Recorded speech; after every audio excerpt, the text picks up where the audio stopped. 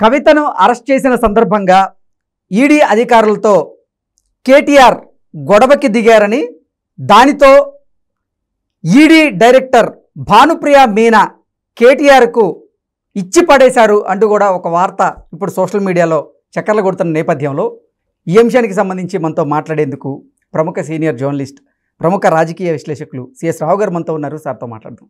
Sir నమస్తే. Sir నమస్తే. Sir, ED director Bhanupriya Meena కేటీఆర్కి కవిత అరెస్ట్ సందర్భంగా ఇచ్చి పడేశారు అంటూ కూడా ఒక వార్త సోషల్ మీడియాలో చక్కర్లు కొడుతూ ఉంది. ఇచ్చి పడేయడం ఏంటి సార్? ఒకటేంటంటే సోషల్ మీడియాలో కవిత అరెస్ట్ కన్నా కూడా భానుప్రియ మీనాకి మాజీ మంత్రి కేటీఆర్కి మధ్య జరిగినటువంటి వాగ్వాదం సంబంధించినటువంటి వీడియో వైరల్ అవుతుంది సోషల్ మీడియాలో. అసలు ఎవరు ఈ భానుప్రియ మీనా అనే దాని మీద చర్చ అనేక మంది చర్చ చేశారు సోషల్ మీడియాలో. అసలు ఎవరు ఇవే, ఎందుకు అంత అగ్రెసివ్గా చేశారు, కేటీఆర్ని దడదడలాడించారు అని చెప్పి అందరూ చర్చ చేసడం మొదలుపెట్టారు. ఎవరు ఈ భానుప్రియ మీనా అంటే నేను కూడా గూగుల్లో చూడటం జరిగింది, ఎక్కడైనా అంటే ప్రొఫైల్ దొరుకుతుందేమో అని. జస్ట్ బ్రీఫ్గా నాకు లభించింది. 2015 బ్యాచ్కి సంబంధించినటువంటి IRS officer Bhanupriya Meena. Okay. ఆవిడ ఈడీ డైరెక్టర్గా ఉన్నారు. సో ఈడీ డైరెక్టర్గా ఇప్పుడు అనేకమైనటువంటి కీలకమైనటువంటి కేసుల్ని, ప్రత్యేకించి ఢిల్లీ లిక్కర్ స్కామ్ని ఒక ఛాలెంజ్గా తీసుకున్నారు. ఆవిడ చాలా ముక్కుసూటిగా ఉండేటువంటి అధికారి అని చెప్పి పేరుంది. ఎవరిని లెక్క పెట్టరు, చాలా ముక్కుసూటిగా నిజాయితీగా నిక్కచ్చిగా విచారణ చేసేటువంటి అధికారి అని చెప్పి పేరుంది.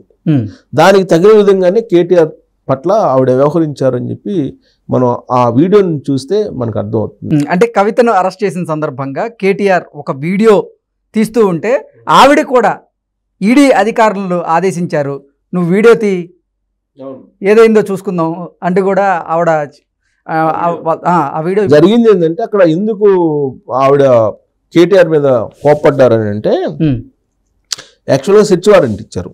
ఫస్ట్ రాగానే 10 మంది టీము, 4 మహిళా అధికారులు ఉన్నారు, మిగతా వాళ్ళు 6 పురుష అధికారులు, మొత్తం మధ్య 10 మంది టీం తోటి కవిత ఇంట్లోకి ఎంటర్ అయ్యారు శుక్రవారం రోజు. సో ప్రత్యేకమైన టీము సెర్చ్ వారెంట్ ఇచ్చారు. సెర్చ్ వారెంట్ ఇచ్చి మొత్తం ఇల్లు మొత్తం సోదా చేశారు. సోదా చేసిన తర్వాత అక్కడ లభించినటువంటి మొబైల్స్ వాటన్నింటిని కూడా సీజ్ చేశారు వాళ్ళకున్న ఇన్ఫర్మేషన్ ప్రకారం. ఆ తర్వాత సెర్చ్ వారెంట్ ముగిసిన తర్వాత అరెస్ట్ వారెంట్ ఇచ్చారు. అరెస్ట్ వారెంట్ ఇచ్చినప్పుడు ఇక అరెస్ట్ చేసి తీసుకెళ్లేటువంటి సమయం అది. అరెస్ట్ వారెంట్ ఇచ్చిన తర్వాత అప్పుడు తలుపులు మొత్తం క్లోజ్ చేసి, సెర్చ్ వారెంట్ అంటే మొత్తం తలుపులు క్లోజ్ చేస్తారు. అరెస్ట్ వారెంట్ ఇచ్చిన తర్వాత అరెస్ట్ చేసేటువంటి సమయంలో తలుపులు తీశారు. బట్ వాళ్ళు అక్కడ సెర్చ్ వారెంట్ జరుగుతుంది, అరెస్ట్ వారెంట్ సంబంధించి ఏం చేయాలి ఏంటి దాని మీద అక్కడ ఉన్నారు. అప్పటికే అరెస్ట్ వారెంట్ ఇచ్చారు. కానీ ఈ లోపు జస్ట్ తలుపులు దిగానే ఇమీడియట్గా కేటీఆర్, హరీష్ రావు వీళ్ళందరూ కూడా ఎంటర్ అయిపోయారు. ఒక ఇన్వెస్టిగేషన్ జరుగుతున్నప్పుడు వాళ్ళకి ఇవ్వాల్సినటువంటి రెస్పెక్ట్ వాళ్ళకి ఇవ్వాలి. సరే, వాళ్ళు తప్పు చేశారా ఒప్పు చేశారా కవిత అనేది పక్కన పెట్టేద్దాం. ఢిల్లీ లిక్కర్ స్కామ్కు సంబంధించి ఈడీ ఎంటర్ అయిన తర్వాత ఈడీ అధికారులకు ఇవ్వాల్సినటువంటి రెస్పెక్ట్ ఇవ్వకుండా లోపలికి ఎంటర్ అయ్యారు అనేది ఆవిడ ఒపీనియన్. పైగా అక్కడికి వెళ్ళిన తర్వాత అరెస్ట్ వారెంట్ ఇచ్చిన తర్వాత మేము ఇంట్లో రావచ్చు, మీరు అసలు ట్రాన్సిట్ పర్మిషన్ లేకుండా, ట్రాన్సిట్ నోటీస్ ఇవ్వకుండా మీరు అటు తీసుకెళ్తారు, ఇలాంటి లా పాయింట్స్ మాట్లాడాడు. ఎవరు? కేటీఆర్. ఈ కేటీఆర్ లా పాయింట్ మాట్లాడితే ఆవిడ IRS ఆఫీసర్కి ఆంకెంత తెలిసి ఉండాలి. ఇప్పుడు ఈడీకి సంబంధించినటువంటి మార్గదర్శకాలు, నిబంధనలు ఇవన్నీ కూడా ఈడీ అధికారులకు తెలుస్తాయి కదా. ఈడీ అధికారుల కన్నా కేటీఆర్కి ఏమి తెలియదు కదా. ఈయనపై గొడవ పడినంత మాత్రం అరెస్ట్ ఆపేస్తారా? ఆపేరు కదా. ఇప్పుడు వాళ్ళని అడిగి రిక్వెస్ట్ చేసి అడిగితే పర్మిషన్ ఇస్తారు మాట్లాడుకోవడానికి. సో ఇప్పుడు వాళ్ళు వచ్చి దోసుకొని వచ్చేసి ఈయన ఆ రాజదర్పాన్ని, అధికార దర్పాన్ని ప్రదర్శించాలని ప్రయత్నం చేశాడు ఆయన. ఎందుకంటే 10 సంవత్సరాల పాటు అధికారులు ఉన్నారు కదా, ఆఫీసర్స్ కూడా కొట్టారు కదా ఈయన. ఉద్యమ సమయంలోనూ తర్వాత అధికారంలోకి రాకముందు కూడా ఈయన కొంతమంది ఆఫీసర్స్ ని కొట్టారు, చేయి చేసుకున్నారు. ఈయన హరీష్ రావు కూడా చేయి చేసుకున్నారు కదా. అప్పుడు ఏపీ భవన్ లో ఉండే రెసిడెంట్ కమిషనర్ మీద దాడి చేశాడు. అసెంబ్లీలో జయప్రకాష్ నారాయణ కొట్టారు కదా వీళ్ళు. సో అలాంటి అగ్రెసివ్నెస్ ప్లస్ ఏంటంటే కష్టపడకుండా అధికారం వచ్చింది. 10 సంవత్సరాల పాటు అధికారంలో ఉన్నారు. ఐఏఎస్లు ఐపీఎస్లు వీళ్ళంతా కూడా వాళ్ళకి జీ హుజూర్ అన్నారు చాలా మంది, అందరు నల్లే కానీ చాలా మంది అనే ఒక దర్పాన్ని ప్రదర్శించేటువంటి ప్రయత్నం కేటీఆర్ చేశాడు. దాంతో ఆవిడ ఐఆర్ఎస్ అధికారి ప్లస్ చాలా ముక్కుసూటి మనిషి ప్లస్ నిజాయితీ గల ఆఫీసరు. ఆవిడెందుకు కాముకుంటారు? అదేదో సినిమాలో సరైనోడు తగిలితే కానీ నీకు ఇది కాదని చెప్పి ఏదో సినిమాలు మహేష్ బాబుది సరైనోడు తగలకలేదు అని ప్రకాష్ రాజ్ సీన్ ఉంటుంది. సరైనోడు తగిలితే ఇట్ అంటాడు. అలా సరైన ఆఫీసర్ దొరక్క వీళ్ళు ఆఫీసర్స్ వాల్యూ తెలియనటువంటి పరిస్థితిలో ఈ కేటీఆర్ మాట్లాడడం జరిగింది. సో ఆ సందర్భంగా ఈయన పైగా మాట్లాడుతూ ఒక వీడియో తీశాడు. ఒక వీడియో తీసి ఆవిడేదో చేయాలని ప్రయత్నం చేశారు. ఆ వీడియో తీశారు.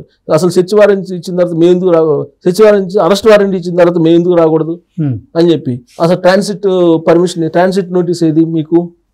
తర్వాత సుప్రీంకోర్టులో ఉన్నప్పుడు సుప్రీంకోర్టులో మీరు ఒప్పుకున్నారు కదా అరెస్ట్ చేయమని చెప్పి, మీరు ఎట్లా అరెస్ట్ చేస్తారు? ఇలా మాట్లాడటం మొదలు పెట్టారు. ఇప్పుడు అది కోర్టు కాదు కదా, అటు పక్క ఉండేది లాయర్ కాదు కదా, ఈయన లాయర్ కాదు కదా, వాదన చేసేది వాళ్ళతోటి. యాక్చువల్గా కేటీఆర్ మీద కేసు పెట్టే అవకాశం ఉంది. ఎందుకంటే అధికార విధులకి అడ్డుపడితే పెద్ద కేసు అది. అధికార విధులకి అడ్డుపడకూడదు. ఇప్పుడు ఇదే కేటీఆర్ అధికారంలో ఉన్నప్పుడు అనేక మంది ఇళ్ల మీదకి పంపించాడు కదా, అనేక మంది ఇళ్ల మీదకి పోలీసులను పంపించి వాళ్ళు అరెస్ట్ చేయించి తీసుకొచ్చి జైల్లో పెట్టించారు కదా. ఇప్పుడు ఎందుకో జర్నలిస్ట్ ఉన్నాడు, రఘు ఉన్నాడు కదా, రఘుని కిడ్నాప్ చేసి తీసుకెళ్ళిపోయారు కదా. తీసుకెళ్ళింది కిడ్నాప్ పోలీసులా కాదా అని చెప్పి తెలుసుకునేటప్పటికే ఎక్కడికో తీసుకెళ్లారు కదా. ఇట్లా చాలా జరిగినాయి కదా. ఇప్పుడు తీర్మాన్ మల్లన్న ఉన్నాడు, తీర్మాన్ మల్లన్న వాళ్ళ ఆఫీసులోకి వెళ్ళి ఏ విధంగా చేశారు, ధ్వంసం చేశారు వాళ్ళ ఆఫీస్ని, ఇవన్నీ చూశారు కదా. అసలు ఎక్కడ దాకా ఎందుకు మన అరవింద్ ఉన్నాడా బీజేపీ ధర్మపూర్ అరవింద్ ఇంట్లోకి వెళ్ళి కవిత అప్పుడేదో కవితను అన్నారని చెప్పి వాళ్ళ ఇంటి పైన దుమ్మికి వెళ్ళారు కదా, వాళ్ళ ఇల్లంతా పాల్గొట్టారు కదా. ఇలాంటివి చాలా ఉన్నాయి కదా. రేవంత్ రెడ్డి ఇంట్లోకి వెళ్ళారు కదా, రేవంత్ రెడ్డి అర్ధరాత్రి పూట అరెస్ట్ చేసి తీసుకొచ్చారు కదా, ఇవన్నీ ఉన్నాయి కదా. సో అంటే పోలీసులు అప్పుడు వాళ్ళ అధికారంలో ఉన్నారు కాబట్టి ఏం చెప్తే అది చేశారు. అలాగే ఆ రాష్ట్ర పోలీసులు వాళ్ళ మీద దర్పం ప్రకటించారు కాబట్టి అదేవిధంగా ఇక్కడ దర్పం ప్రకటిస్తే వాళ్ళు ఒప్పుకుంటారా? సో ఇప్పుడు భానుప్రియ మీనా ఆమె చాలా సీరియస్గా ఉంది. బహుశా నేను అనుకోవటం కేసు ఫైల్ చేస్తారేమో అనుకుంటున్నాను. కేసు ఇంకా అయితే ఫైల్ చేసినట్టు కనిపించట్లేదు. అసలు యాక్చువల్గా కేసు పెట్టారు జూబ్లీ హిల్స్ పోలీస్ స్టేషన్లో అని చెప్పి నిన్నంతా కూడా సోషల్ మీడియాలో వైరల్ అయింది. కానీ ఎలాంటి కంప్లైంట్ చేయలేదని చెప్తున్నారు. ఆవిడ అరెస్ట్ సందర్భంగా భానుప్రియ మీనా అసలు కేటీఆర్కి చుక్కలు చూపించింది అంటూ కూడా అదొక వార్త కూడా. అవును, మరి ఇప్పుడు ఈయన ఎప్పుడైతే వీడియో తీసుకుంటూ ఈ క్వశ్చన్ అడిగాడో అక్కడ ఉన్నటువంటి ఆఫీసర్ని కూడా మీరు వీడియో తీయండి, ఇతను దౌర్జన్యం చేస్తున్నాడు, మీరు వీడియో తీయండి అని చెప్పి ఆ వీడియో పెట్టుకున్నారు. అంటే కోర్టులో ప్రొడ్యూస్ చేయడానికి. ఇప్పుడు ఇవాళ సుప్రీంకోర్టులో దాని మీద విచారణ జరిగిందండి. కోర్టులో విచారణ జరిగింది, సుప్రీంకోర్టు కాదు కోర్టులో విచారణ జరిగింది. కోర్టులో విచారణ జరిగినప్పుడు ఏం చెప్పారు సీరియస్గా, సుప్రీంకోర్టు నిబంధనలు మీరు ధిక్కరించి అరెస్ట్ చేశారని చెప్పి కవిత తరఫు అడ్వకేటు విక్రమ్ చౌదరి ఎవరు ఆయన వాదించినప్పుడు మేము 10 రోజులు సమన్లు ఇవ్వము అని చెప్పాము, 10 రోజులు సమన్లు ఇవ్వము అని చెప్పాము, అంతే తప్ప పర్మనెంట్గా ఎప్పటికీ మేము సమన్లు ఇవ్వము అరెస్ట్ చేయమని చెప్పి చెప్పలేదు సుప్రీంకోర్టుకి. తర్వాత ఈ విచారణని ఆపేస్తామని చెప్పి కూడా చెప్పలేదు. 10 రోజుల వరకు మేము సమన్లు ఇవ్వమని చెప్పాము అని చెప్పి ఆ సుప్రీంకోర్టులో మేమేం చెప్పామని చెప్పి చూసుకోండి అని చెప్పి చూపించారు. అదే విషయం మీద కేటీఆర్ ఏమంటారు, సుప్రీంకోర్టు నిబంధనలకు విరుద్ధంగా మీరు అరెస్ట్ చేస్తున్నారు అని చెప్పి వాదిస్తారు. అది వాదించేటువంటి ప్లేసా కాదు. అందుకని ఆమె ఐఆర్ఎస్ ఆఫీసర్, పైగా ఈడీ, వాళ్ళు ఎందుకు కామ్గా ఉంటారు? బహుశా నేను అనుకుంటా ఆ సంఘటనను బేస్ చేసుకుని కేటీఆర్ను కూడా విచారించేటువంటి అవకాశం ఉందేమో అనిపిస్తుంది. లేదంటే ఈయన మీద కేసు అయినా పెడతారు, లేదా అపాలజీ అయినా చెప్పించేటువంటి అవకాశం ఉందని చెప్పి అనుకుంటున్నాను. ఎందుకంటే ఇతను అగ్రెసివ్గా మాట్లాడారు ఒక ఆఫీసర్ను. ఉద్యమ సమయంలో ఏ విధంగా ఆఫీసర్స్ని కొట్టారో ఆ తరహాలో ఇతను వ్యవహరించాడు. ఒక పొలిటీషియన్, ఒక మినిస్టర్గా చేశాడు ఆయన. 10 సంవత్సరాలు అధికారంలో ఉన్నారు కదా, అంతకుముందు ఉద్యమం చేశారు కదా. ఇప్పుడు కూడా అధికారుల మీద దౌర్జన్యానికి వెళ్ళే ప్రయత్నం చేశారంటే వాళ్ళు ఎందుకు కాముగా ఉంటారు? సో ఆవిడైతే అసలు కాముగా ఉండదని అంటున్నారు. బహుశా ఆ ఎఫెక్ట్ కవిత విచారణ మీద కూడా పడే అవకాశం ఉంది. ఓకే. ఎందుకంటే ఇప్పుడు భయపిస్తే భయపడే రకం కాదు ఆవిడ, భానుప్రియ మీనన్. సో ఈ ఇన్సిడెంట్ అది అక్కడ విచారణలో కూడా రిఫ్లెక్ట్ అయ్యేటువంటి ఛాన్సెస్ అయితే ఉన్నాయి. ఓకే.